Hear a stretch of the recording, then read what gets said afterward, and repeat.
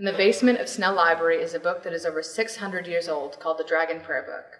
Lexi and I first saw it in our English class and were mesmerized by the history and mysteries of this ancient object. When our professor told us that nothing was known about this book, not even how or when it had arrived at Northeastern, we felt compelled to study it further and to share this book with the Northeastern community. If our research is successful, this book could become a famous object at Northeastern, rising from anonymity into the scholarly sphere. Hi, I'm Laura Packard, the student project head, And I'm Lexi Bond. and we're both undergraduate English majors with a shared interest in making historical objects accessible for research and education. Our focus is to study Northeastern's only medieval manuscript, share our research with the Northeastern community, and encourage interdisciplinary collaboration. The problem is that Northeastern has this 600-year-old manuscript and no one has studied it. Students don't know that this rare text is available as an educational resource. The Dragon Prayer Book could be hugely impactful for medieval scholarship. Our solution is to study and present the Dragon Prayer Book to the Northeastern community to encourage students from across all disciplines to get involved with this historical object. Our solution can be applied by presenting the Dragon Prayer Book in classrooms and at educational events, and by sharing it with the scholarly community online and in museum exhibits. For students, our research will make this key Northeastern object more accessible and encourage further interdisciplinary communication. For the Northeastern community, our research will show the value of this artifact, the only one of its kind at Northeastern. Additionally, our research will assist the broader scholarly community by introducing this lost object to the field of medieval studies.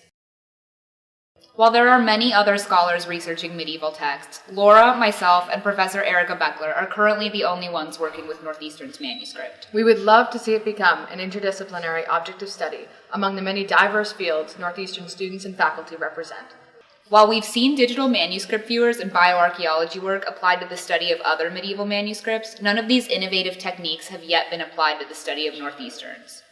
In order to uncover this information about the competitive landscape, we have attended various conferences at top universities in the area, have visited Harvard's Houghton Library, and have toured the Northeast Document Conservation Center. Because of the interdisciplinary nature of this project, we found that it has been useful to think of the creation of knowledge as collaborative rather than competitive.